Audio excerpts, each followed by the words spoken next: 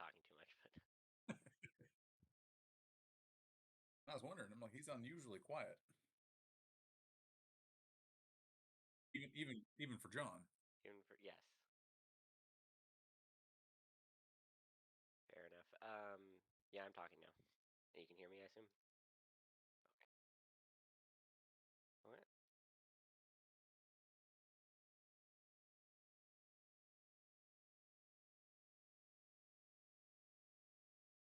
Yeah.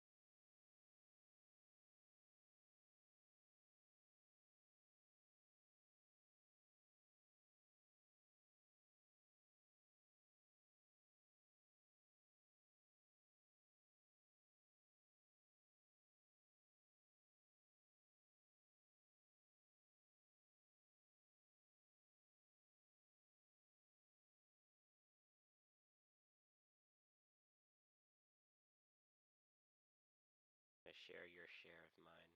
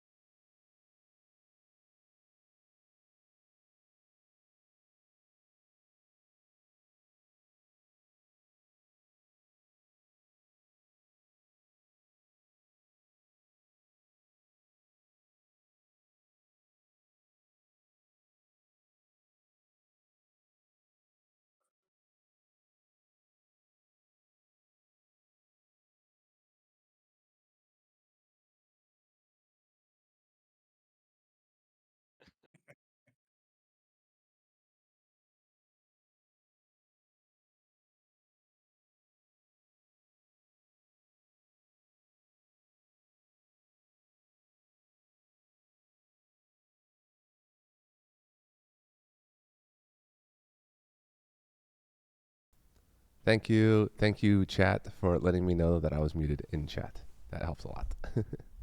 I appreciate you, Alex.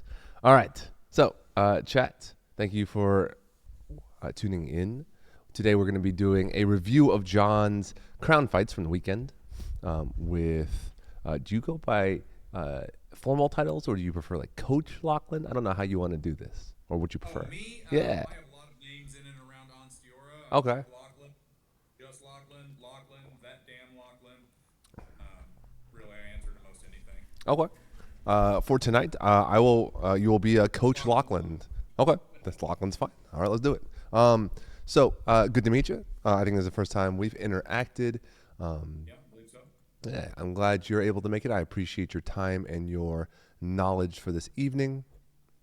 Um, yeah, Absolutely. Looking forward to it. I've played around with that. Some of the stuff John's shown me through like what you taught him. I've definitely tried to play with that backblade leg wrap, and I definitely kind of Yeah. borrowed a little bit It's, of that, just stepping over with that leg wrap and really amping the power up. mm-hmm. It's Yeah, really good. So it's a hard shot to master because it's not really a shot. It's a movement. It's a gesture. mm-hmm. It's a feeling. It's a lot of things. It's just not a shot. And when you try and make it a shot, it doesn't work. And then when you just kind of gesture, it just seems to happen. Yeah. So it takes a little bit to get comfortable with that for a lot of people. yeah, yeah, no doubt. I just in my crown fights, if you watch them, I just generally avoid A range unless I'm crashing in, stealing a shot where I think I can abuse something. But otherwise, I'd Mm-hmm. prefer to just fight and see all the time. It's a good place to be. It was actually exactly where I suggested that John stay for most of this fight. Um, we teach just a general quick overview. I mean, what I teach is there are two ranges. Mm-hmm. There's C and A. B doesn't exist because B is infinitely deniable. Okay. If somebody wants to fight in B, you choose to leave. You're not in B anymore. If somebody wants to fight in B, you can step in. You're into A, you're not in B anymore. So it's because it's infinitely deniable. If you agree to fight in B, you're allowing your opponent to have a turn. And as I ask John all the time, when is it your opponent's turn? Never. Never. It's never your opponent's turn. So don't offer one. Don't pretend like they get one. It's always your turn. Okay, I like it. Always controlling that the aspects of the fight. Mm-hmm. So I gave him a few victory conditions for this day, for this fight. Mm-hmm. And the conditions were to stay at range and to really kind of draw the fight out, try and feint and elicit reactions, to try and get, to pump fakes, to try and get his opponent here, Duke Wolstead, to advance or to twitch, Mm-hmm. to start shots and stop, to kind of stutter the timing. And the second victory condition was that he took a point in it, because this is it's a several-time crown of Onstiora and a good hard fight. And if you make any mistakes, he will capitalize on them.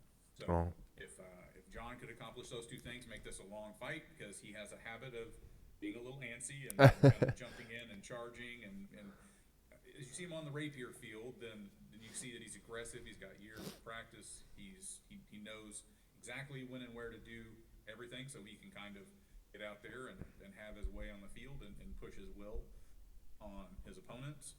He's working up to that on the heavy field, but I needed to back it off a little bit. I need him to ease into that so that he learns all of the things that he knows on the rapier side. He can learn that on the heavy side as well. So those were that makes sense. Drag this fight out. It wasn't a sprint; it's a marathon. I told him I didn't care if it took 3 minutes, 3 hours, 3 days, or 3 weeks. We'd come back next weekend and finish the fight if we had to. Got it. Okay. I didn't think he would take me quite this literally. But here we were, 24 minutes later. Yeah. The first bout. Long fight. Boy, howdy. I didn't expect it either. When I kept going, I kept looking at the clock like, that's such a long fight. Yeah, it's funny, if you listen in the background, you can hear the off comment audio. We're at 13 minutes. We're at 17 minutes. We're at 21 minutes. Your Grace, you'll need a chair. Right? Yeah. No kidding. Especially for me, this was long, right? Yeah. Well, it was a super long fight just in general. And you got compared to some of the longest fights that the fights that we always talk about being extremely long here. It was a fight from 20 years ago with a couple of Dukes, and that kept getting bantered about because it was so noticeably long that we had the entirety of the event, all the people at the event watching this fight. Yeah, that's it. And everyone piled in at the end. So, for me, I've only watched it on the stream, which means I got to see 2 Minecraft humans fight. So this will be my first time watching like some detail here. No, the stream was unfortunately, it was a little bit out in the middle of the country, so the stream was a little choppy. yeah, and no shade to the stream. I appreciate it to have anything at all. Connection speed is whatever you get at the site. Yeah, it is what it is. Exactly. Yep. Yeah. I totally get it. So what we're gonna do today is I want to go ahead and play the video. You let me know when you want me to stop or wind, frame by frame. I can do all of that. And if you want to talk us through your insights, that would be appreciated. Sure, I'll have plenty of time to talk in the first 2 minutes and 9 seconds. So if we want to kind of play that, everybody can get a feel for just how committed to staying at the edge of range or just outside of range John was for the first 2 minutes and 9 seconds. Then, as we'll work through that a little bit, I'll talk about my critiques on what he could have done a little bit better there. But yep, sounds good. Gather around and get comfortable. Stretch in. Yeah, I know, right? Settle in for a long winter's nap. Olstead has that high hand that like Kuhn likes to fight here in Lancia. Yeah. That's a similar starting position. They started that, actually, fun story, that his house started that particular style to fight my house. My Knight's style, which was very similar to what you see John, a little more traditional on Steor and high. I fight a little more closed, kind of a 3/4 closed but extended style, and he thought that would be a good defense against our offside head. It, if I'm honest, hasn't worked out real well against the offside head. It has some advantages in that you can pay mightily for missing a shot if he does club you. But Right. Yeah. um, offside head is another one of those really interesting, not really a shot shots.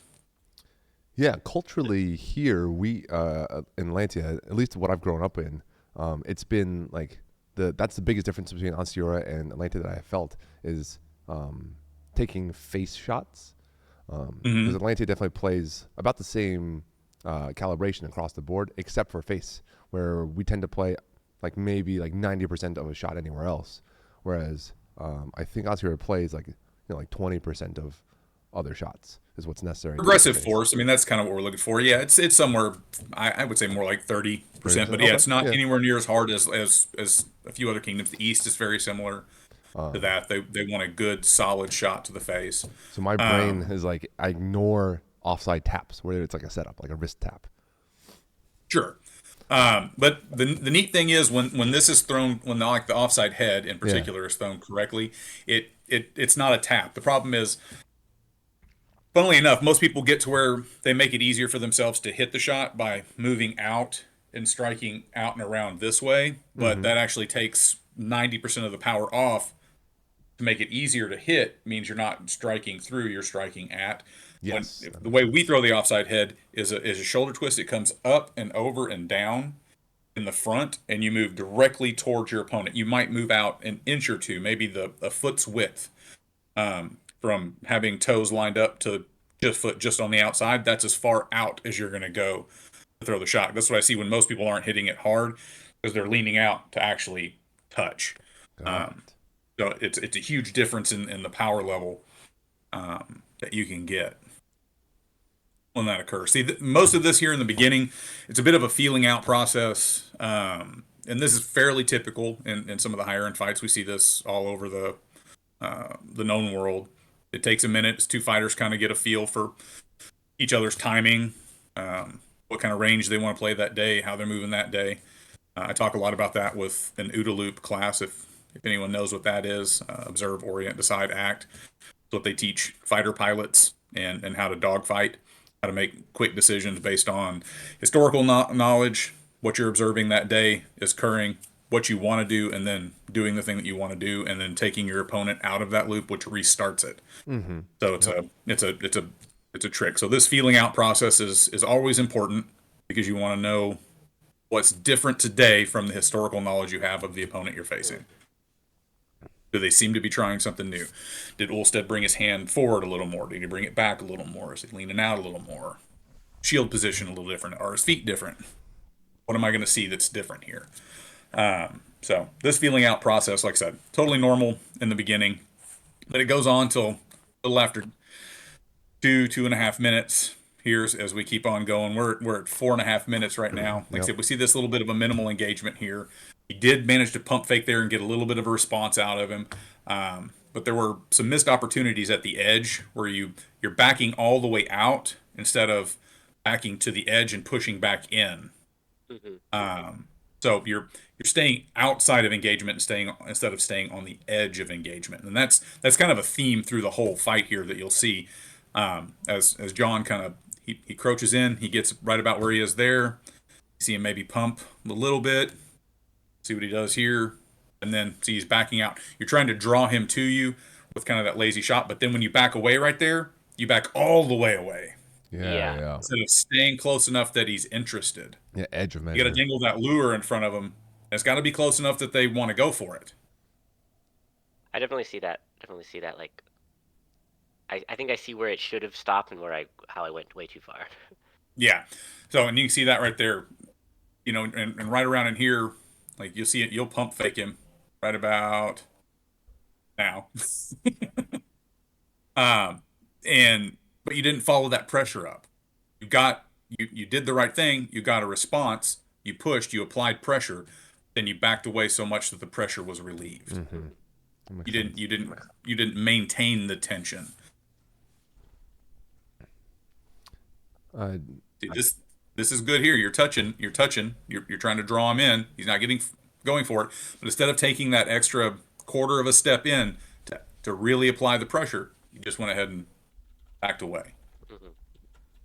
If you're given free reign, then they're not going to argue with your position of dominance or your assertion of power, then go ahead and push it a little bit more, cautiously stepping in. Was that a better edge of measure? That hop out right here? Let's see it again. Yeah, let's watch. It's like right there. So right there. So I don't mind. You'll see me do this a bunch at range where I pop completely out of range. And it's not that he's jumping out of the range that I mind. It's that he's not off timing getting back to range. When he Okay. disengages, he remains disengaged. Oh, instead of going in and like out and Instead of kind of going in and out and kind of pushing in and out on the Yeah, edge. You touch the edge, you start to get a response, and then you entirely disengage. the ebb of the ebb and flow. Right. He just ebbs or just flows. Yeah. It needs both. Yeah. yeah, we can determine that I can do one or the other. One or the other, A or B. It's binary for him. But I want to see kind of a vacillation between the two. I want to see him pushing and giving, and then pushing a little deeper and then pulling a little further away to kind of force his opponent to make a guess. Is he going to leave a little? Is he going to leave a lot? And what we're doing is probing for them to assume you're going to leave a lot and then don't. Which you can then catch a shot, catch the off time, pass through B, unobstructed and unopposed, go to core, make a shot, or do like the refusal step like we talk about, step out, throw the offside head, throw a thrust, slot shot, whatever it is. You've got a really good wrap shot and a leg shot. I think it shows up in here once or twice. And all of those things become options when they're chasing you, but they're unsure of where they're chasing you to. Mm-hmm.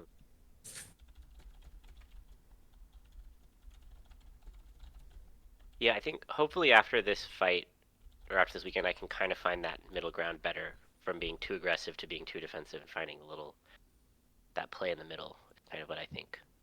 See, this is better. See how you've got him in guard the whole time? Mm-hmm. You got that, and then you make a move, but then you completely Reset it. disengage again. Yeah, okay, yeah. And you reset. So you've worked to build tension. And the moment the tension starts to build, You let it go, yeah, okay. you give up the tension. And you can just apply a little bit of pressure and it just becomes cumulative. The pressure becomes more and more and more and more if you're not giving that release valve for it. He looks so much more ready right here. His hand comes back up, goes back down. And that's what we talked about. I wanted him to make Ulsted's hand have to do this up and down, up and down, up and down as much as possible. Yeah, burn the muscle. Yeah, burn the muscle and numb him to the feint. Because that's his block. You know, he's pulling that down to block that offside head, to block the thrust. So I want him to just get tired of having to mess with it. Well, he just keeps feinting, and that leaves the opening for the thrust, the slot, the offside head, the whatever. That makes sense. And again, it's fatiguing. I mean, it doesn't seem like a lot. I mean, sword only weighs a couple of pounds, but I mean, grab a 2-pound dumbbell. Yeah, it's walk around exhausting. like this for 25 minutes. Yeah. Well, there's also all the people weight won't of his weight of his armor also added to whatever the sword weight is. Yep. And let's be honest. I mean, age and everything else is a huge factor here. I mean, you're a young guy. You're fighting a much older duke. I mean, like me, he has some fine ducal armor. So, I mean, it's a war of attrition if you want it to be, but you're letting him kind of ease through it. And it's funny. I tell people all the time that my style. I apologize up front when people want to train with me because I'm not teaching them to be super flashy. I'm not teaching them to be super exciting. If you're into the geeky side of fighting, I'm probably pretty fun to watch. John's fun to watch. But if you want that super exciting stuff, Duke Sven and his crew, super exciting to watch. Duke Jason, Kuin, Sean, even Branos, when he dances at range. I mean, they're all super exciting. Branos kind of bridges the gap a little bit of a very technical, but still managed to make. I'm the most boring fighter you're ever going to watch. By design, because I want to be the laziest fighter anyone ever watches. The minimal excess. Trim all the fat Yep, off. it's my stated goal. Yep.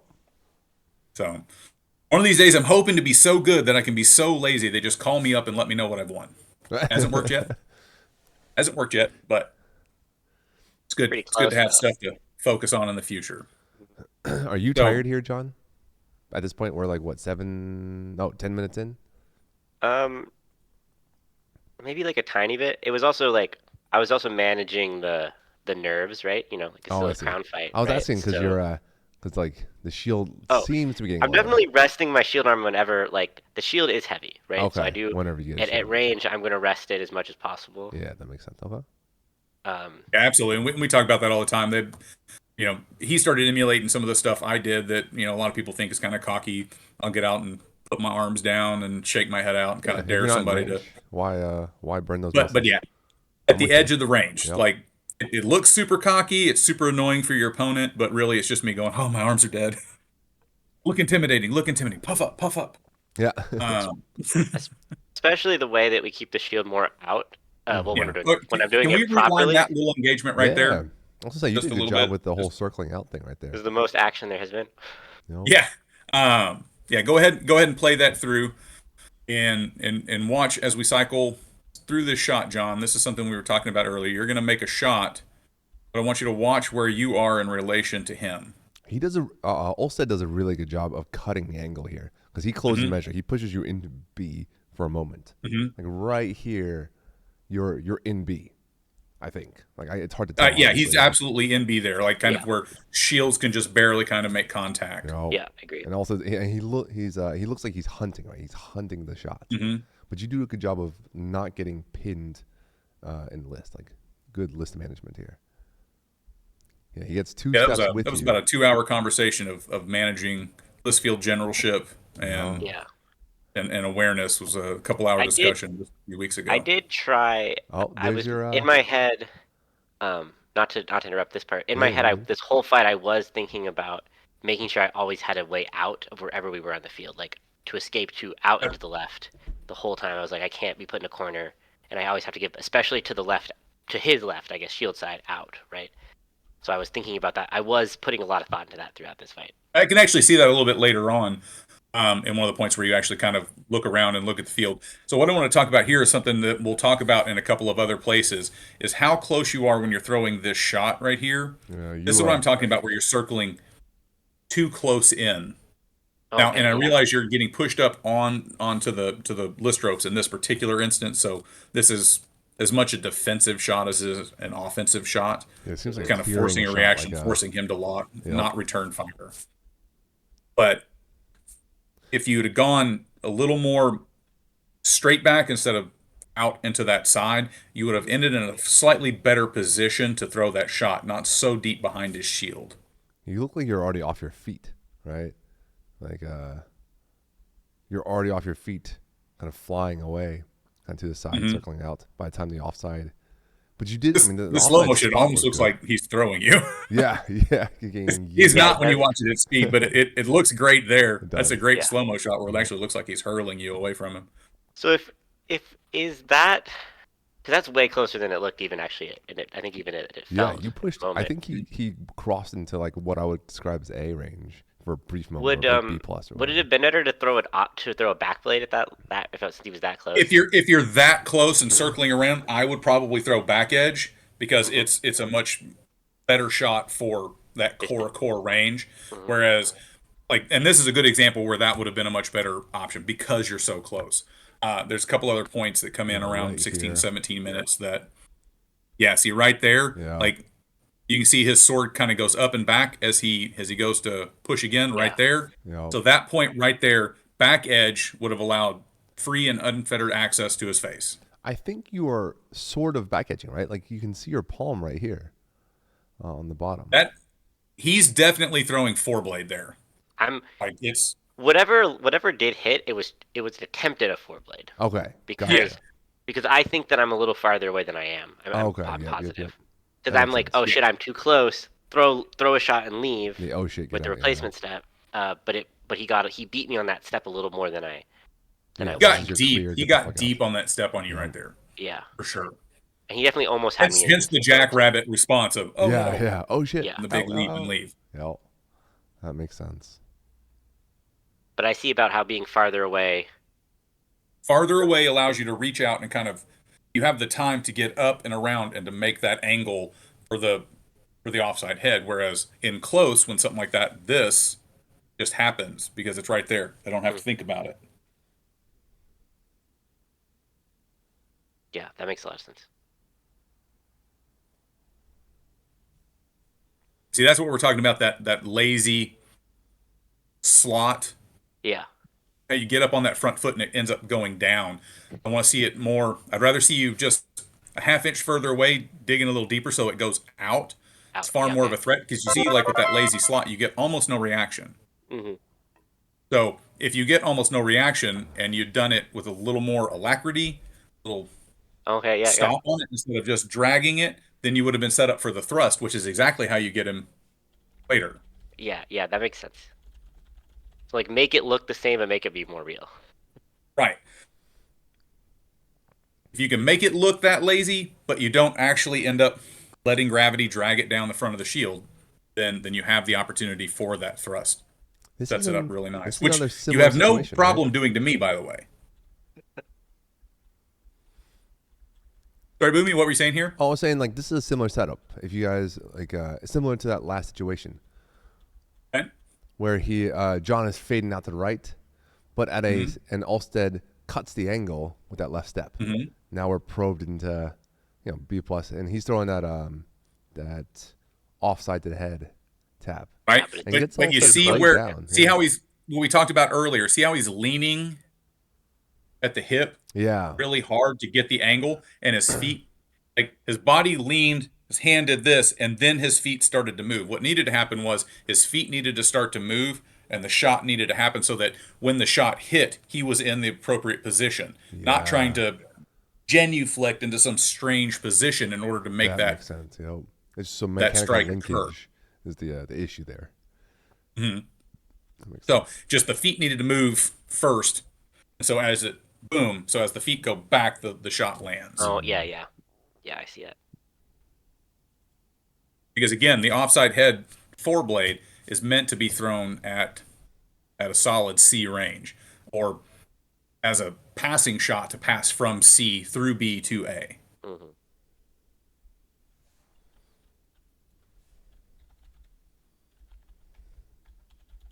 Yeah, I think that's the first time you've thrown in this fight. That's the first couple of times. See, that wasn't bad. You had a way better angle on it there. You just missed his face by a little bit there. But those were the first couple of times I've seen you throw thrusts in this fight or throw any kind of slot where it was very pointed, it was very direct, it was threatening, like it required a response. And right there, the pause right there is at the appropriate Okay, yeah. distance. Yeah, That, because that I can Alstead's kind of see hand that. is You could high. see him start to move in, and then you didn't leave, and he was like, "Oh." Yeah, So everybody's holding their breath, trying to figure out what's going on. See, that was gorgeous. that was a Rewind pretty that one. offside. Yeah. Well, That one right there is actually very beautiful. See how much further Okay, back you do the replacement step? You have the range. that's pretty Boom. close actually. you're Yeah, actually, I mean, you're there. If you had stopped the blade and he walked forward, you'd have, I could have yeah, maybe you turned that could into have a thrust thrusted on him. it. I think You at could have the angle. transitioned that into a thrust. Hmm. That one, you know, probably was a little bit light for even a face shot here, but just the cleanliness and the precision of that's the body position that I want to see when you throw those shots is from that range. See how you gave up the range there? You didn't move back. You're trying to Yeah, throw that C range shot in B range at that point. yeah, I definitely see that. But the first one, you leapt out, you got your legs out behind you, Yeah, it's you threw pretty. the shot, and you used landing the shot as the counterbalance to get back settled into position. Yeah, it is. Gorgeous. Yep. Yeah, I see all that right there. Shield Yeah, stays up it's too, tough which to is nice. thrust when you're moving backward that much, right? Because you're zooming back. Well, That you does also make see sense. the momentum you're putting in on that shot. It's hard to kind of stop it and thrust. I mean, you could, but Yeah. You could, if you get a sloppy or a light hit, you can bounce it and then go back in. But hmm there's a definite off time. It's hard to just throw it and end in a thrust because if you try and do that, it ends up actually flying way up and over. There's a lot of things occurring in the hand as that comes around that are required in order to get that angle off of that shot. So it's this motion as you come through. If you can see my hand, so as it comes through, so because you're getting such a deep angle by flicking it out Mm-hmm. with the bottom of your hand with your ring and pinky finger, it's hard to then gain control and stab Yeah. That makes with sense. it. And even if you were to, the angle of the wrist here is not very good, Yeah, and it really does jam up pretty bad. as opposed to like Um, the more punched out thumb lead. More punched out here, where Yeah. you can kind of just Yep. kick the elbow to get the angle. When you're throwing this shot, your wrist is really bent Yeah, that makes in sense. here to get it. So if it does stop, it really can bind your wrist up pretty bad. The second offside, at least just in my just watching this, your second one, he reads it right. He picks up the shot. It was very like straightforward. You thought the first one's pretty. He doesn't expect it that much, and the second one he picks up nicely. Yeah, he picks that up, but that's okay because that's a good use of offense as defense Mm-hmm. because he's using his sword to block, and if his sword is his shield, then it can't also be a sword most of the time. It seems Yep. like one right here where this could have transitioned potentially, John. Like either to He could have. Molinet to the head past the shield line, right, or to leg. I mean, I say that as a right the couch No, fighter no. in this case. I only laugh because Lochlan hates Molyneux, but I don't disagree. Actually, disagree. It's not that I hate him. I mean, I've thrown him. It's it's percentage of likelihood and percentage of safety. So I'm very much I've made a spreadsheet for everything I did for several years to kind of narrow down what did or didn't work, and then did comparative analysis. Mm-hmm. Do I have to do six other things in order to make that work, or can I just do it by itself and does it work? Literally filled out Excel spreadsheets to get that information. And the problem is, like, you can transition to a Molinet, you can flip it down for the off body, you can flip it over for the head I'll look for and a stuff leg like ramp and all that. But that. there's Yeah, so much time involved in that it's safer to just leave and go back to where you have like statistical and numerical superiority. that makes sense. Right. So you'd rather go like based on your numbers. Like you want to go stats first for your odds of winning. Absolutely. Yeah, that Stats makes first, sense. stats always. Yep. And so if you can pause it right here at this range, we can kind of describe Yeah. where that spot is. So on Ulstead here, if John takes a step forward with his right leg, Mm-hmm. he would end up in the area that I call the sweet spot, where a perfect circle diverges into the golden triangle or the golden spiral. So you have this diminishing returns point that diverges out here. So your opponent has to start bending their arm as they get around their shield this way, which Mm-hmm. means that if you position your body, you still have 100% of your range, but they end up with 70%. And I want him to end up in that zone, right about where Ulstead's shadow, if you draw a straight line right from John's foot Mm-hmm. straight down to the shadow, right Yep. about there. So if John steps in somewhere right in there or just past that, what John has is the ability to strike Ulstead because he has the range to do it, but Ulstead doesn't have the range to strike him. Okay. So you're So saying that's basically bring your sword closer to target areas, and whilst stepping slightly away and denying potential targets on their part. correct.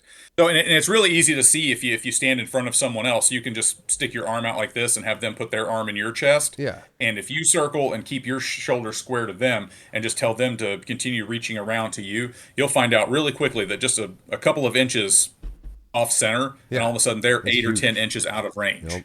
That For you just moment. having moved 2 or 3. Yeah. Okay. So you're trying to always kind of get that slight bit of twist on the individual, and if they have that lag, you get that moment to spring into the attack with. Oh, absolutely, very and it's something little- I look for in the foot as I circle.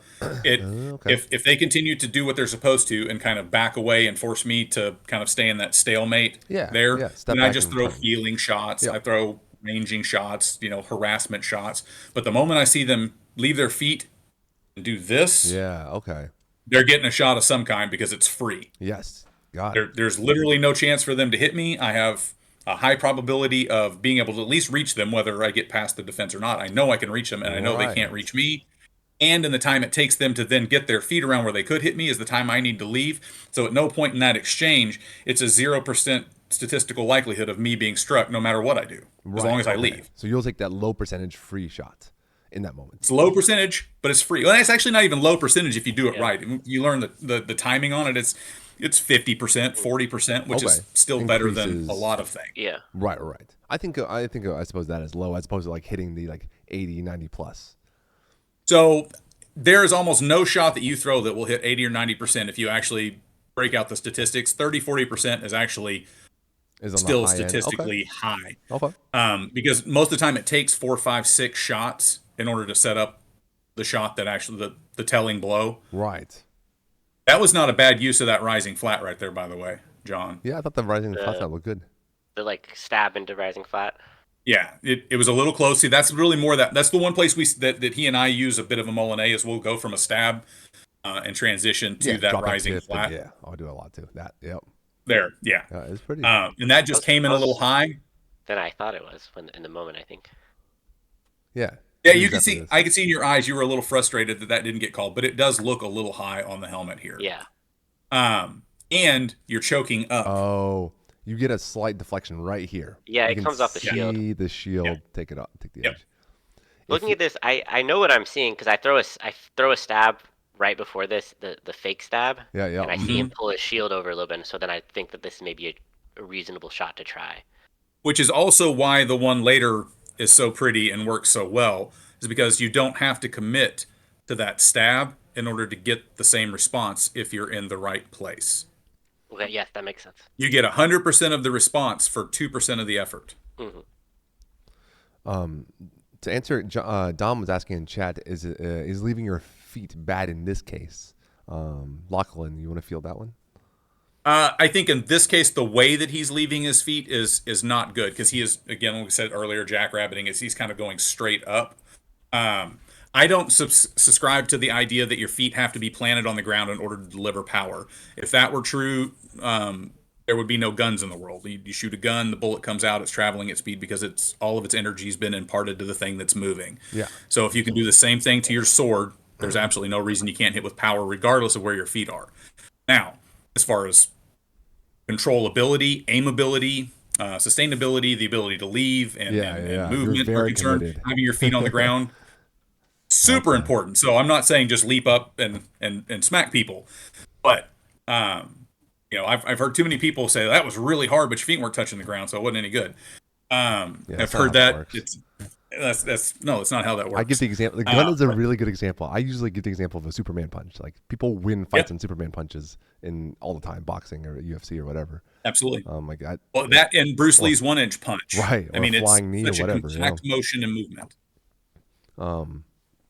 So John, here's where height privilege matters. Because in my case, I do this exact same shot, but I look for that angle downward so it really connects well, kind of over the shield line into the side of the helm, like a 45 down.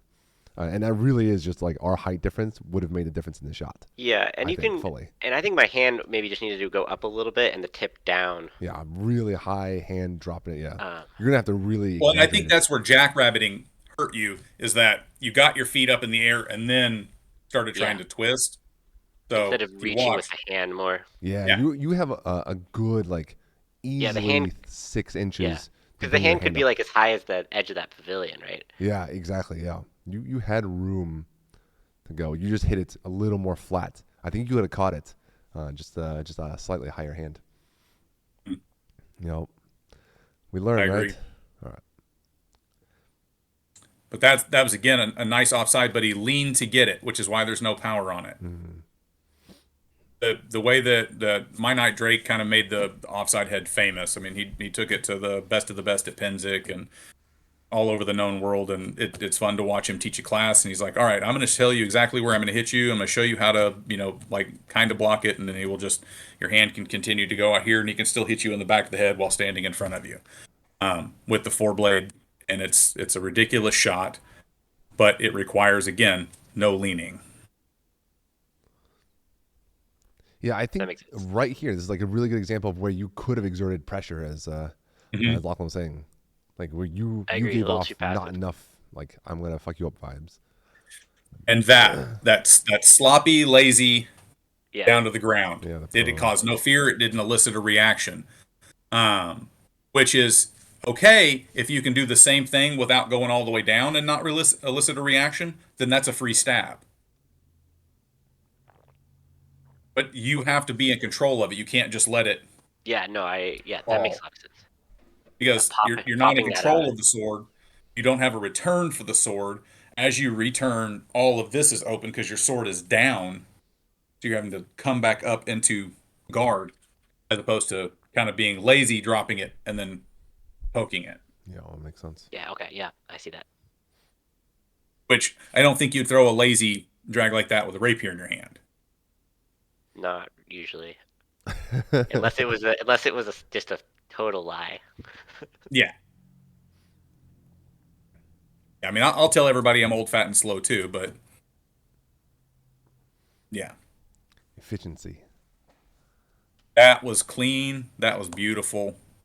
I think the problem there was I think you just kind of got to the body. And I think in heavy, you need to make sure that that's aimed at the chin. Yeah.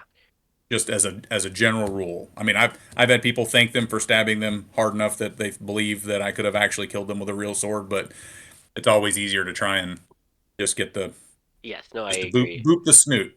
Yeah, yeah. The transfer of power definitely helps. Like the feel of the Yeah. shot.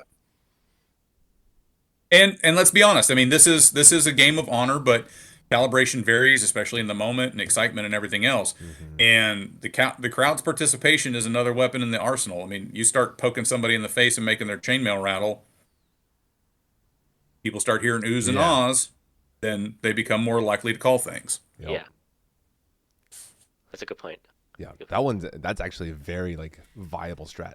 I've watched a few people Yeah, like they don't need to they're throwing ones and twos, but they throw it at such speed and just tap and helm, and that gets you That's away. actually my answer to people who want a rhino. I always try and throw hard enough to make a call. But that's a short story. But if we go back to that last little exchange there, we can Mm-hmm. see again being just too close to throw that four blade.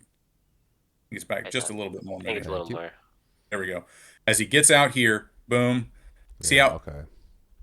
that one wasn't bad, a little off timed, but So, you locked your feet in till you go straight up. You're yeah. Yeah. starting to kick back a little bit. That's a decent attempt at the replacement step that we talked about, the false refuse, Mhm. the false leave. But then you land there and he's already coming in. So, and you're planted forward. You don't immediately rock back into another one straight back. You cut shield side deep. From Yeah. this Okay. angle, the follow up to anything underneath his shield looks so open. Because in this moment, Ulstead has committed both implements so high, Mhm. visually, anyways, on this side. It looks like the follow up, like a leg wrap, would kind of easily make it through, considering his tip is like here, John, and then like any attempt of really anything will go under his shield at this point, probably even onside. Oh, But that one again, that one's just booped the snoot. Yeah. yeah, Just touched it. I think if I had committed more to throwing that more properly back blades, it would have been better. Backblade would you're actually flat here Yeah. when you I think touch it's the probably face. yeah, that kind of makes getting sense. caught between a You're four going blade and a between back the blade. foreblade and backblade, Yeah. but a lot of that solves itself. See how that back foot is still there Hmm. after you've made contact? That should have already been going back. I think by Okay. Yeah. feeling, Ulstead step in here, he takes like a pretty aggressive forward step, Mhm. and as he's pushing off the back, I imagine some of that power gets bled out because you're as his momentum moves forward into the blade.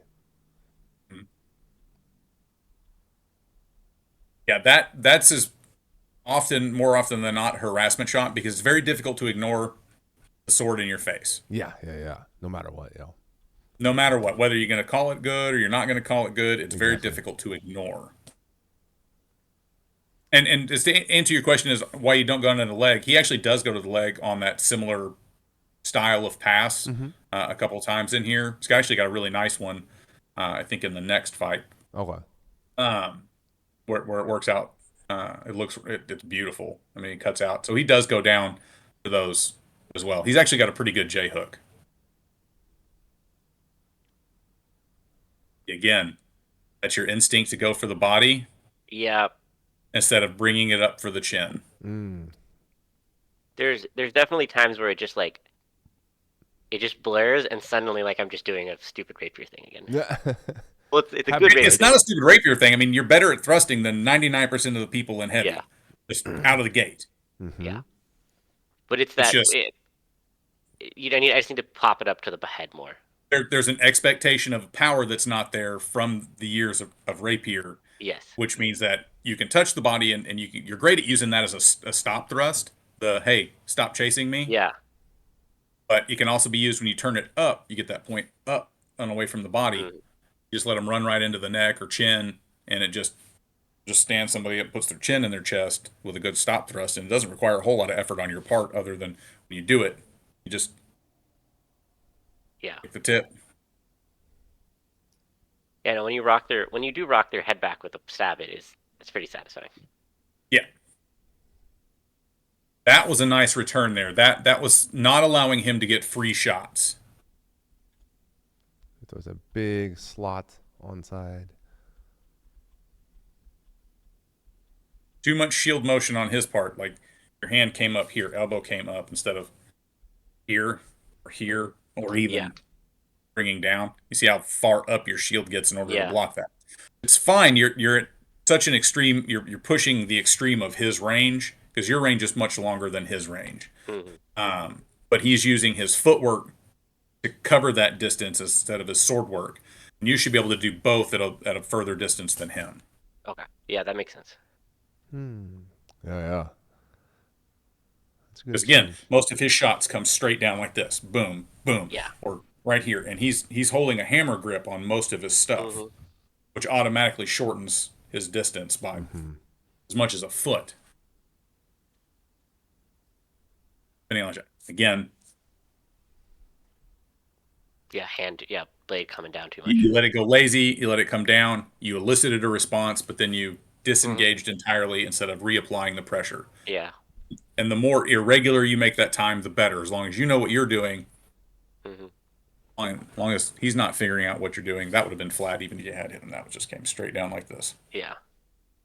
No, I remember even in the moment thinking that was a shittily throw. Yeah, that's right now you are kind of stuck in limbo between do I throw like you're slowly transitioning to the back edge, more like I do, from the offside four blade, or Yeah, like Drake and everyone else does. I can feel my hand getting stuck like in that in limbo like you're saying where it's like wait which and then Which one do I want to do? Which one was I doing? Then I just sometimes throw it flat because I'm like fuck.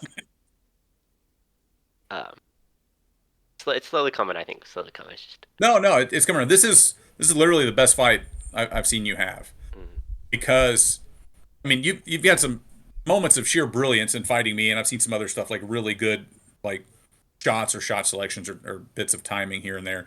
But on the whole, if you can maintain this patience and gain a little more control, it makes you far more difficult to deal with at every level. yeah. There's another attempt. I look way more relaxed than I felt. What you look like is a professional murderer, Yeah. and that's what I want. Like assassins aren't out there just going, "Rah, rah, rah, rah," just running around being all crazy. Mm-hmm. You're here. You're doing a job. What is it we say? You have a job to do. Your job is to mow the grass. You're a lawnmower. Lawnmowers mow grass. That's what they do. It's just business. Just business. It's just business, not personal. But Boomy and I started saying that to each other. Yeah, it's great. I love it.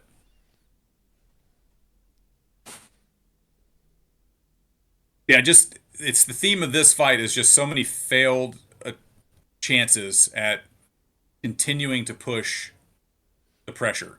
And I will say the last half here, and that was a nice feint. You got it. You even got a reaction on it. You got him to acknowledge. You just juked him, which is great. Yeah, there were a couple Because times that he means- laughed at me. Yeah. Well, and that's an automated response to fear. That's a fight or flight response. Mm-hmm. Like, if you don't know that, that's what that is. Oh, yeah, So that makes sense. if you can get those, if you can get the haha, or you get the little head nod after a juke, like, you're now, that was truly a moment you were absolutely imparting your will on them. Mm-hmm. Hmm. So you know for a fact in that moment they didn't have a turn. Yeah, it's true. You just took their turn. And actually the shot that you get caught with here in right about a minute and a half, it's it's not a shot that he actually threaded the needle. Like, Yeah. you brought out, you widened the slot on the part just a little bit, an inch or two, and in a pass on a rotation, and he just threw a really nice shot down the middle, to get you. So, like, this last exchange is actually pretty nice as far as all of that goes. Like I said, and it happens to the best of us. Your shield just floated, Hmm. half an inch, an inch. That makes sense. Yeah. That's all it takes at the high level. Yeah, and you'll see it. And it's hard to tell, if it's the shield floated or your sword floated or a little bit of both. But just on the rotation, there's just a little bit of this, and he timed it perfect to just bonk right in there, because you can see you're already closing. Because you're here, he hits you, bonk, and then, like, he has to pull his sword back out from between it because you've already started to close it back up. So Cool.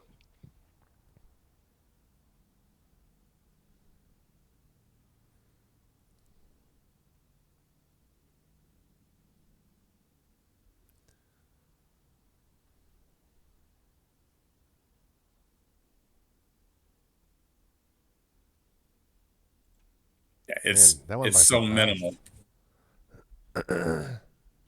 Yeah, it was in the face. Like, it was definitely not hard enough. It had been Yeah, right to the head, but he caught me right. It was like right in the eye, I think.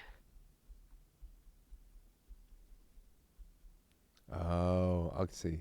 So he waited yeah. until you started to go a little bit more lateral, and that It looked like opened. my sword pulled out a little. Yeah. You Well. There pushed was out and it just went from here to here, and Yep. he just threaded that needle.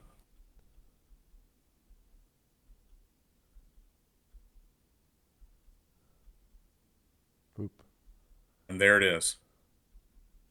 He got just under the sword. Yeah. If you hadn't thrown that shot, your sword would have just been there to block. Yep. Yep.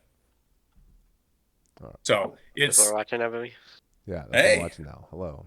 All right. Which way one's better than watching John. I'm so tired I of him. I disagree. 25 minutes. chronological? Come on. Which one is the next one in chronological This is order? third point, so it must be the This other is the one. Oh, third third point. point. Oh, it's six. Okay, great. Thank you. Second point. Uh, so funny enough, this is the fight I like least that you had all day. That's I definitely get a little more. Even though it's the one you won. Mm-hmm.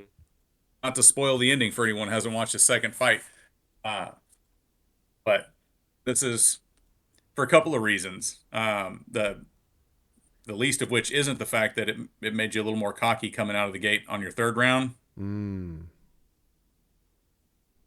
See right there, that spin out and that J, beautiful. Yeah, He's core yeah. core. He's blocking. He's blocking. He stops. He just drops that J just straight down. Super Was clean. that? Super fast. Let's see. Was that taken? I don't. No, Yeah. Okay. I was like, it looked very clean. it was incredibly clean.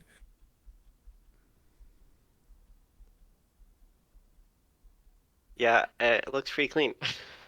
You're. I Yeah. was like, the only thing that might not drive power is that you were going a little back, like your power is leaving, your hips and Yeah. feet are leaving. He's hit me in the leg with the same thing. It's usually pretty good. Yeah. I At know. least I found. He's one of the few people that actually sits me down, and which is super annoying, by the way. Yeah. But is what it is. Oh, Ulstead is wearing 20 gauge spring steel under there, so Yeah. Okay. Yeah, no, he takes a decent shot to the leg, I think. that was also a very nice little slot shot you threw in there. It just went tink tink tink tink tink down the bottom of the bar grill, Okay. because again you're throwing down Not instead out. of Okay, out. yeah. Gotcha. Yeah. Yeah. That makes sense. Okay. A little bit more of the like the whip and punch Yeah. motions. Yeah. Okay. Remember at the end of it, a slot shot is just a stab from an inch too close. Yeah. And see, that's what I use as kind of a defensive use of the. See, that one was a draw cut, and you got lucky he hit your basket there.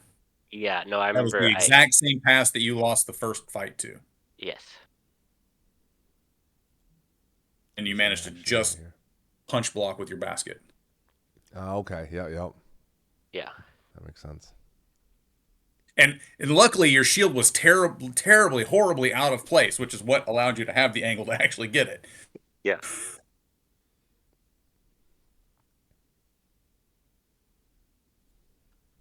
So, yeah, this one, it's a beautiful thrust.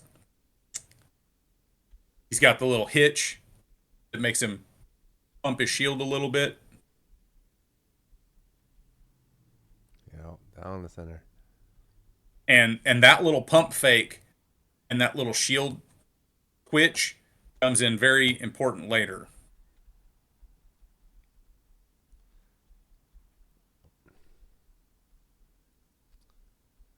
Yeah. That was a good Yeah. angle. Yeah. Also, it was good timing. It's You that. caught him. You caught him cycling his sword. Hmm. And in the middle of a step too. In the I didn't middle even of notice step that. cycling him. He shouldn't have Yeah. cycled that much in range. Really. The- A little yeah. Uh huh. Love at it. the end. Love it. Love it. So at this point, this is the third bout we're going into. So at this point, he had already met both of the victory conditions for the day. 1-1, Um, right? So for our yeah, viewers he out was there, he was the 1-1. He had taken a point. He'd mhm. made the fight long instead of typically getting in and being a little rushy. And again, second fight is what, a minute and a half long, which is another reason it's my least favorite fight of the day. Because No, I know how much success he can have with this thrusting, but I want him to gain all the other tools and then really Integrate it all. integrate that high level thrusting that he has. yes. But the That is the blade hard work part, sets right? the point up. Yeah. The blade work always sets the point work up. Yeah. Yep. And vice versa, right? Using the other Hmm. direction.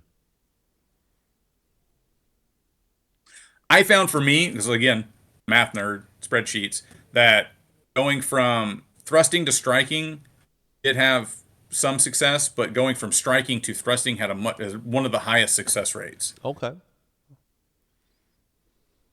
because it takes such a large motion to absorb the big shots coming in. You have to Yeah. kind of absorb the blows and move that it create. And you don't, and fencers, I mean, you're looking for a gap this big to get a sword through. Yep. So if you can elicit the larger movements here, then the area that's open for the thrust becomes far greater. Whereas if you start thrusting, people start really tightening up and getting further away, which makes blade work even harder because now you're reaching. Yeah. Got it. Okay.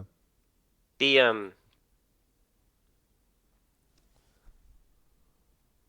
This is actually one of my favorite fights of yours of the day. It goes about the right amount of time. There's some movement in the shots. You're defending well. You're returning fire. There's a lot of this is the nice middle ground. the middle ground. So this is like kind of the goal, right? Is what you're saying. Yes. The fights should look like 4.5 minute long, Mm-hmm. a little more back and forth. Yeah.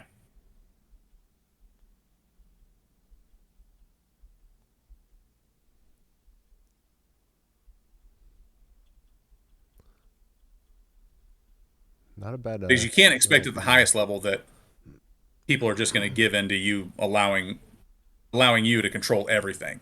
You're going to have to push hard. You're going to have to get into a bit of a scrum Yeah. at times just to force the issue a little bit. Especially with somebody as patient as Olstead. I mean, if you're out there, there's no fight with Jason that goes 25 minutes. No. Good or bad, That would- it's not going 25 minutes. That would be an achievement. That was the perfect block, by the way, on that leg. You did the perfect roll block. Like, you sat down a little bit, you just rolled this, you didn't do big, crazy motions. Okay, cool. Yeah. Yeah, I like this little sequence here. This feels pretty. And you see how fast that return was? Yeah. That, look, I'm fast too. You're not going to come in here and push me around. Mhm. Yeah, really? Pow. Okay. What? Neat. Too close on that. Yeah, lazy leave there too. Yep. Lazy leave. That I talk about that a couple times in my notes. I Kind of saw just that on. Yeah, I skimmed the notes.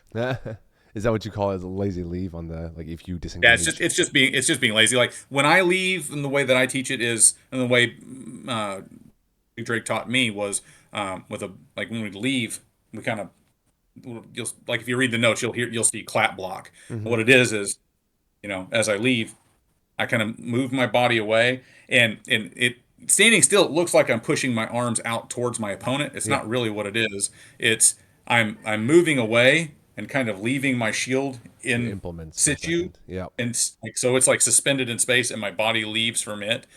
But what it looks like in video is this, Yep. Do you do that for because the, I'm like, to maximize? Because right, the further from your body, the bigger the defense. the bigger the shadow, right? Exactly. Yep. Not only that, it closes that lane down Yep. for Okay. long. The long shots have to almost by nature be center line strikes in order Right. to Yeah. get the range. Right. Because straight Um, line to the face or to the target. yeah, Makes sense. and so you're narrowing that path while broadening the overall shadow, Okay. and it screws with people's perception of range. 'Cause I tend to fight with my shield further out, so people range me off of my shield, Mm-hmm. and I'm like way back here. Right. Because I don't fight with my shield here. I fight with my shield here. So they might overcommit a little on thinking they can beat you and overextend it. Right. Yeah. Yeah. And so they do start reaching in, and then now they have big holes where their arms are stuck out here like Okay. this. And get him.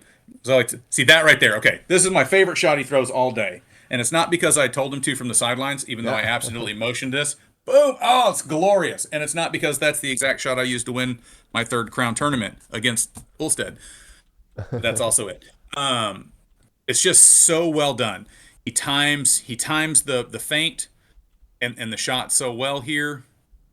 Boom! Elicits the response, drags that body down. He's like, "Oh no, my Oh. leg!" Okay. Gets all the way up, gets his hand up, brings the tip down. Boom. So would a higher basket, just like 2 inches higher, been the difference maker here, Um, or is the range? It yeah, doesn't I'll be matter because the polite and say that. range. It was right in the eye. I was standing a little bit further down Yeah. from where this is. That looked right in the eye. Okay. To me from where I was at. So it Gotcha. definitely made contact Okay. there and then kind of rolled back off the head. Got it. But Okay. it wasn't hard. So Okay. I'll give Ulstead that. It was not hard. It was John not hard. caught him with the very tip of the sword. Oh, okay. Got it. Yeah. But it was So we don't even it have the was frame. crisp and clean right in the eye. Got it. So this is the Yeah, pump but low, that's- make it look like the onside leg, and just fire high Yeah. or fire up. And just Yeah. fire high. Yep. And it's a nice, big, deep, long shot. I mean, people are just surprised by the range of it. And you can actually throw it further away than this with what I call a double pump on the leg. So you can actually push off with the back leg, transition so that your back leg passes your front leg, and then push again Okay. when your Gotcha. front leg transitions to being the back leg again. So it's Yeah. like getting two lunges in one. Also works on the overhead wrap from ridiculously far away. Gotcha. So that's one of the ways you kind of explode entry without having to directly deal with the weapons. You do it with the Correct. body motions. Do it with body motions, get a big dip in it because I'm safe. I mean, I'm far enough away that basically until right about the time the shot lands, I'm out of range.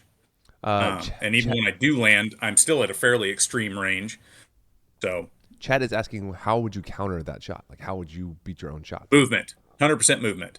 Like I don't in close. I do shield block. I pull my shield back here. I'll pull over as I leave. I tend to just cover generally, but most of my defense is simply the angle that I take on the leave. I tend to circle to that same sweet spot where I have range, they don't. So I can just make minor movements into that area, and then I don't have to do a whole lot of motion with blocking. Okay. So if somebody does do a dip and I get in trouble, I do what I call turtling. I actually just squat down.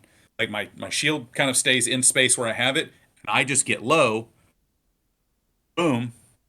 And now like my elbow comes down, my sword comes down as I bring my whole body down towards my knees. So I'm going from minimal coverage on this side here to basically 60% of your target area being covered by either sword or shield, Right. just from a static position, and then I don't have to worry about it because as I come down, as I squat, I'm so protected behind the shield and the sword. Okay. It's also kind of how I fight two stickers, any of the higher end Florentiners. As I get down real low, I bring my sword basket down, but I do it by bringing my body down because I don't want to do this. Yeah. Leaves your Because head now I wide can't do open. anything but kind of thrust, right? Yep. Or I have Yeah. to come back up here to throw a shot. Yep. So I do it by being in position and changing where my body is in relation, but I'm keeping this frame here so that the same twist, the same motion. So as I go down, really all I'm doing is winding up to do it even harder than I normally do. Right. Yeah. Yeah. Like 'Cause you're being watching turned Mike behind. Tyson when he steps out for that big uppercut. You see him step out, take that big lean, takes his elbow, he brings it down to his knee. He loads his entire body, pushes up and out, but this frame never breaks. He comes down. Yeah. Keeping it 90. Ooh. Okay. Yeah. That makes sense. Even 'Cause the whole- on the big twist, because he's coming across his body here, and so he's making connection from this giant rotation, and then boom, he's catching here, Makes keeping that sense. frame. John, So movement. To make a short answer long, movement. John, were you saying something? I was just gonna say that the whole reason that shot, that pump fake makes someone think about their leg, right? So if they're not worried about their leg, then they're not gonna move their shield down, which is what Lochlan's saying, right? If he just squats behind his shield, then there's no opening. So Yeah. Right. It just So shuts down the attack. Okay. slash not being there slash just not having as much shield movement. Yeah. Yeah. That all makes sense. All right. Spoiler alert, chat. John dies. Let's watch it. My favorite part. That's the offside tap entry into Yeah. that kind of. And that was a flat shot too, because you can tell it's just there to control his sword. Yeah. Yeah, that's the shot I was talking about earlier. Of like, that's very Atlantean to like offside tap to get the reaction, and where you go from there depends on their action or their response. Right. You've seen Atlantean, they'll go here and boom and drop down for that short Molinet chop to the thigh or, or exactly. ribs, or they'll bring it up for the rising flat. Yeah, exactly. Yeah, turn around to a slot, whatever's available. Yeah. All right. Exactly what Ulstead does right there. Boom. Yeah, exactly. Yep. That was really three moves. Three shots. Three Yep. shots. Because the opening tap to this turnover shot. Yeah, he pops, short chop Molinet. You can actually see him even in your slow motion there, where he really pulls that elbow in to get that short chop. Mm-hmm. Right there. Yeah. You see his shoulders pronate. Boom. Back pops. That's him choking up on the Popping range. it. Yeah. And he also like takes his back hip and brings it forward to do like the counter twist with his lower body to kind of drive a little bit more. Jen says hello, Lochlan. Hey, Jen. Yeah, pop that head. Was this Lochlan? Was this lazy on John's part as far as like keeping measure specifically, keeping range? This was a little lazy on accepting him so forcefully jumping into core. So he jumps to core, and John kind of starts to refuse, but then doesn't. Right. So Okay. Yeah. what I a would little have bit of rather a seen him just lazy literally lead. go belly to belly and starfish. Okay. Yeah. So Because either put right. I'm This is the huge. whole I'm B huge range on thing. core like that because I call that's when I get to take a nap time. That's my rest. When I get to go core. I just kind of go boop boop. Okay, I'm just gonna stand here, catch my breath, talk to you, talk a little smack, Yeah. get you riled up, and then back edge leg and leave. Right. So that's what you were talking about at the beginning, where the indecision caused the Ulstead to have the opportunity from B, basically, as opposed to like choosing A or choosing to get the fuck out. Right. Yeah. It's because he denied John C range. Yeah. Right Okay. there. That So makes sense. John accepted being just inside B. Ulstead said, okay, never mind. We're going to go do core now, Okay. Yeah, and that makes chose sense. to close the distance. So he allowed Ulstead to make that decision there. John's decision should have been, as Ulstead was coming in, to deny that encroachment into B and either go to core completely Mm-hmm. or leave completely to C. Okay. Hanging around in the middle, trying to make decisions in B, worst idea ever. Got it. Yep. So Because then your opponent gets to choose what range you're fighting at. It's just as you can deny B, if you want to be in B, they can choose A or C for you. yes, that makes sense. Right. So the inverse is true. It's always there. That's always who is leading the dance, as it were. So I guess And the again, I first preach, I preach, I question: preach. It's never your opponent's turn. what is the piece of advice you would give John after watching the set, or just like you know his fight more than just a set, certainly. Sure. What is the number one priority thing to work on for him? Like what should he Number one best priority return on thing for him to investment? work on is intent and purpose. So you see a lot of these kind of lazy shots or a lazy lead. Like he needs to be decisive in that. Like you need to pop a shot in, Okay. push a feint, make it seem legitimate. It's like he throws a couple, and they're just kind of like Lochlan said, touch at range. So I'm touching at range. Okay. Now, what I want is a threat. Right. You Right. need A to real generate a threat. threat. Okay. And then you need to either get in or GTFO. Yeah. Yeah. Makes sense. So just like more decisiveness, kind of in general. Yes. So no pawing. Decisiveness and alacrity. Yep. My new favorite word.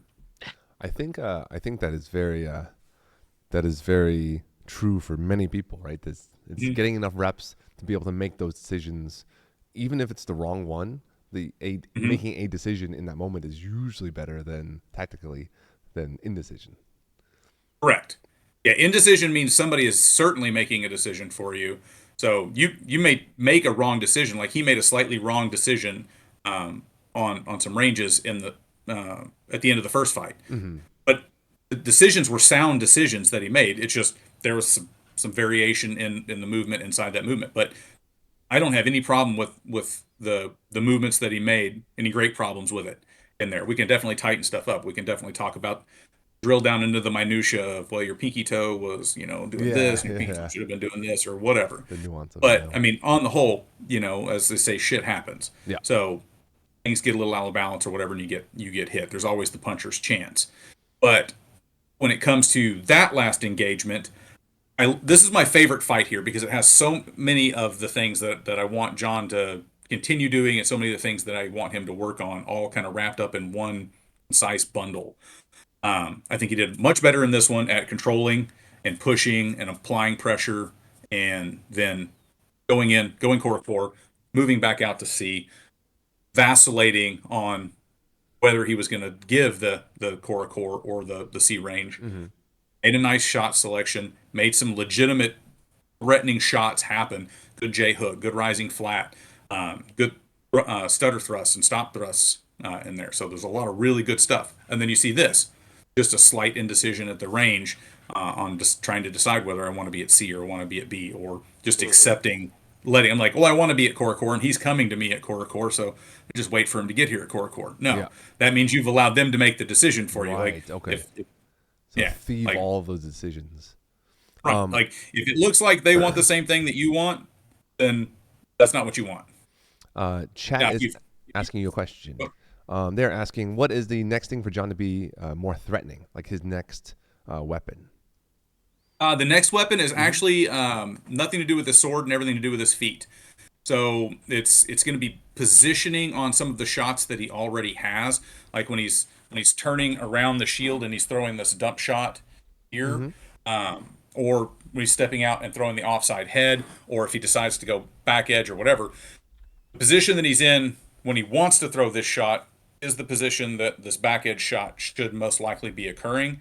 But if he wants to stick with the forehead shot, then he needs to get and do a replacement step and get his feet and his butt back so that he's using the feet going back to extend the body into the proper framework for the shot. Because there's a misconception that I have to step and get my body in a position to hit. I'm like, it doesn't matter how your body gets into the position. So if I'm standing here with my sword, it doesn't matter if I pull my hand back here and throw the shot, or if I bring my body to my sword and throw the shot. The end result is the same. I'm winding this big spring up. All the muscles in my body are just big springs. So it's a big torsion like a rope catapult and onager. So as I wind that up, I can split the difference. I can pull my hand back slightly and bring my body forward to double down, or if I want to close the range, I can bring my body to my sword. But what I almost never do is bring my hand back to throw the shot, Yeah. because this is just me being open. And then I got to go twice as far. So it's 1 beat, 2 beat, just to get back to where I started. Mm-hmm. Okay. So if I can make it a half beat, Yeah, it's now I'm splitting one the and a half difference instead of all having to time. just, or I can just twitch and fire. It's 1 beat Mm-hmm. Okay. on it all. So really, it's a footwork position in order to make the shots that he's already choosing work better, because he's choosing some decent shots and good angles. Okay. I Um, kind of feel that. I kind of feel that in the feet, not quite being where they're supposed to be on the shot timing. Yeah, we see that in that tight curl around the shield side, where it Yeah. should be more of an angle back here in Hmm. fire. You're making this tight rotation in the center instead of coming back, kind Yeah. of like Okay. a say, 45, Hmm. somewhere like that.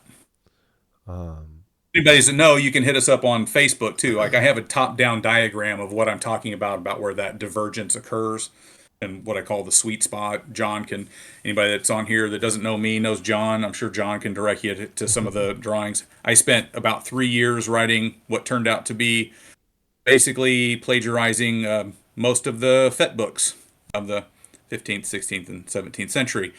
I didn't know that. I hadn't read any of them at the time. I just decided, hey, look, geometry works and people are all the same. yeah. Geometrically, I mean, most proportions are similar. You can be taller, shorter, whatever, but in relation to yourself, most people are pretty similar. Mm-hmm. So I started drawing out the geometry of how and why I step, where I go, and do what I do, and top down. And I actually scaled little stick figures and all this stuff and got it all together and showed it to everybody. And John one day goes, "Oh, that's like this one." I'm like, I don't even know why Yeah. I bothered. Look, like somebody Uh, already wrote all that. uh, yeah. Throughout human history, biomechanics haven't changed that much. Not a lot. Not At a least lot, no. in written human history, right? That's No, all certainly the not in stuff that written we human have. history, but I mean, even our closest relatives in the hominid families are very, very similar Right. Right. to us, plus or minus a little bit in, leg length or arm length or Mm-hmm. whatever, but minor changes and not outside the variation that we actually see in people today either. So Right. people Right. are the same the world over and throughout time. And like I said, you go back 300 years and stand two people in front of each other like this, and one steps this way, the other one steps that way, then there's going to be a Still that problem. 8 or 10 inch difference. Yep. You It's present no that problem to different. somebody Yeah. else. Yeah. Yeah. Yeah. No. For any people who are listening who maybe more just do rapier, the whole the circle thing that works. That applies to rapier too, right? Like, and if you go watch me actually fence, I'm better at circling to that right distance there, because it shortens up the range. It's a little less because the shield doesn't get in the way, but Hmm. it still applies. Yeah, a little more precision is required when you don't have a defense, but the same would be true fighting Florentine or single sword on the Yes. heavy field Mm-hmm. Yeah. The having to twist across your body shortens your range up. So every time. Looking for it. That's cool. Do you have your is the Azure Leon Codex? Is that what it's called? Or, I don't know what this is in chat. It's the Azure Line School of Fighting. It's just a Facebook page I put together for Azure basically for Leon. Okay. non-belts. Okay. There are a few knights in there that are people that were students or squires that I've met throughout time and across the known world. And I was like, look here, this is the method I teach. I'm like, it's not the be all end all. There are certainly people out there that do other really incredible things. Like, look, you know, I love Branos. I've learned more both about fighting and about teaching other people fighting from talking to him and stuff at war. But it's what I do, and I've been pretty successful with what I do across the known world. Yeah, that's cool. So, and it's just mathematically sound. So it's one of those things like, and especially it translates really well to people of smaller stature and smaller frames, Mm-hmm. smaller men and women, younger combatants. because I preach efficiency. Efficiency is key in what I do, and just being numerically superior at what we're doing means that I don't have to be 7 feet tall, weigh 350 pounds, be built like a linebacker in order to be successful with this, which is the problem I find with the SCA fighting in general, is that big athletic people come in here and they do really, really well, and they can kind of hit that top 10% across the board on sheer athleticism, just size, power, speed. Um, Very little skill is required for somebody that's just super athletic to compete at a higher level.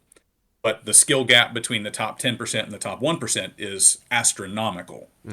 So that's where efficiency comes in. So I think that people that are smaller, older, younger, that don't have the mass yet, learning efficiency and learning it well just really kind of evens the playing field for somebody willing to take the time to learn to be efficient. Yeah. And the sport's fairly limiting on contact area and gross abuse of wrestling and size advantage. So there's some limitations that are built in. So again, you're just doubling down by being the most efficient person on the field. Cool. I think that's a huge boon. Do you have your codex published somewhere? I don't know. If It's on the Azure Lion page. Okay. It's been cross posted on a bunch of different Facebook is the Azure pages Lion and page everything else. a Facebook page? The Azure Lion School of Fighting is on. It's a Facebook group. Okay, cool. And if you hit him up, I'm old, so I'm still I'm on Facebook. Hey, that's where fine. I'm at. All good. You start making TikToks, Lochlan. Oh no, That doesn't make you young. No, John. thank you. You're also behind the times. It's all right. The ticker talkers. No thanks. And the twiddle tweets and whatever else. Like he said, we got this Discord thing, and he brought me on. I'm like, just send me the link every time. Yeah. Hey, I'm a Luddite. Rub two sticks, make fire. That's me. Surely Lion. Okay. Where? It's Lyone, by the way. Lyone. Okay, cool. Thank you. Yeah. It's also private. It's a private. Old Italian. It is private, but I'm actually thinking about making it public here. It should be visible, so you should be able to find it. Yeah. And if someone hits me up, and if it's not, I blame John, since I recently made him a moderator on there. Yeah, So that's what he has I'm full saying. access and If you control. can't- So if you if anybody can't has find problems, it, it's John's fault. yeah.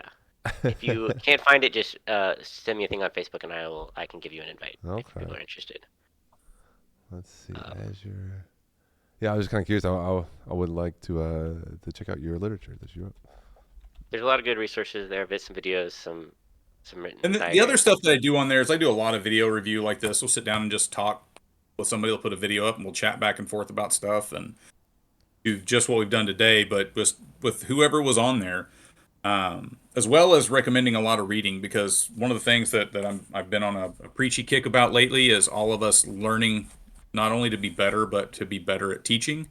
So I love these opportunities to get out here and talk to people, because it's one of the great failings in the SCA that I've seen is so many people get so good, but they don't have the skills necessary to impart that knowledge. Even if there are somebody who I consider to be a very skilled fighter, they a lot of times fail in the skill of teaching other people, and it's a learned thing. You have to teaching is a you separate have to learn that you have to explain things 3 ways, 4 ways, 5 ways. You have to learn that you have to be accepting of certain people's limitations, or being able to circle back to things in order to rebuild again. There's a lot of techniques involved in it. Okay. Yeah, I fully agree. I very much believe that teaching is its own skill set, and then coaching is its own skill set, and they're not intertwined, and has nothing to do with the practice of the skill itself. I mean, it's good to have had the experience, ideally, of being a professional, participant in whatever you're doing. But it's one of those things. I found that in more hobbyist run activities like what we do, there's not like a professional league generally for what we do, that those there's like an expectation of a person to be a great teacher and a performer, whereas like in my head I'm like, go look at the big money like the NFL, like those coaches aren't going to ever catch up to their linebacker in terms of athleticism, No. but they can coach or they can teach Right. And extremely well. It's their job. so few people have succeeded in being that star athlete on a team and then transitioning into being a coach. Yeah. There hasn't been a lot of those people that have done that Nope. super successfully. I mean, they happen, but it's not like you'd think if just being good at something meant you could teach something, then I mean, every team has a team full of coaches then, right? Right. Like there'd Exactly. never That's be exactly a it. You shortage never of new need to coaches. hire a coach. Yep. That's exactly it. No. You just Some have of everybody teach everybody. But some of like, that is, you know, at least for team sports, not to get too specific here, but for team sports, being a head coach is more of you're managing the whole team and the rotations and the strategy of it versus coaching or teaching sometimes is in like teaching an individual skill. hmm So like you will see sometimes like very good basketball players will go, they might work out with a retired player to learn a specific skill or whatever. Mhm. yeah. Right. Um, but Oh, I'm it, sure Jordan and the like is probably given a million lessons on how to jump as far as he does. And Yeah. he's Yeah. probably as Yeah. much a smartass about it as so many of us are around oh here. And sure. he's like, "Look, you tried hanging your tongue out when you do it. Right. Like you don't Yeah. know. That might be the secret to Oh, the power. Who knows?" well, probably should try that in my next crown fight. There you go. Yeah, that's how you get higher in your when you're doing that rising shot. Mhm. Okay. Well, I appreciate your time. Chat, did you have any other questions? You get we'll give them a minute to see if they have any other questions as we're kind of wrapping Get up them while the the getting's lockdown. hot. Yeah, exactly. I looked up. John, if you could send me a link, I would appreciate it. I would love to see the stuff. Oh, the Ashley Lion thing. Yeah. Do you, Lochlan, attend war? Is that a thing that you? I don't know if you currently do that or don't. I Or attended certain for a ones. long time. I've been on a bit of a hiatus, but I Mhm. will likely be at Gulf War this year. Okay, cool. So I hope to cross Um, blades with you there. let's do it. Yeah, I look forward to it. And chat asks, do you still coach many people like you do, John? And do you enjoy that um, as much as coaching? I think the question I is, yeah. Oh, go ahead. Okay, so being like specifically like teaching versus coaching stuff. Yeah, teaching versus coaching, as much as teaching. The individual coaching at events and stuff like that were what I would really consider coaching, because I don't think a lot of us actually do a lot of coaching. hmm We'll do a little bit at practice. Almost no one really does it at tournaments to any great degree. There'll be a small discussion here or there about what do I do against this person. But like with John, I was out there and I'm kind of like leaning, trying to like, all right, go this way, like do this thing. He gave me a peek over one time and I just kind of went, dip this. And he gives me a little nod and he threw the most beautiful dip to rising Yeah. flat Yeah. that I've seen him throw. And I'm like, yes, perfect. Yeah, yeah. Called the play Um, on that one. but I love teaching. I love coaching. To be honest, I like doing both of those more than I actually like fighting anymore. hmm Um, Remember when I said early on that my goal was to be the laziest fighter in the world, right? hmm That also means I tend to get bored. I'm super efficient. Um, and I mean, when when it comes to my own kingdom, I mean, I went undefeated for 2007 to. Have I lost in Kingdom, John? Uh, I've been injured out of a tournament. I don't know that you've actually lost in Kingdom other than the injury Yeah. at So TFC.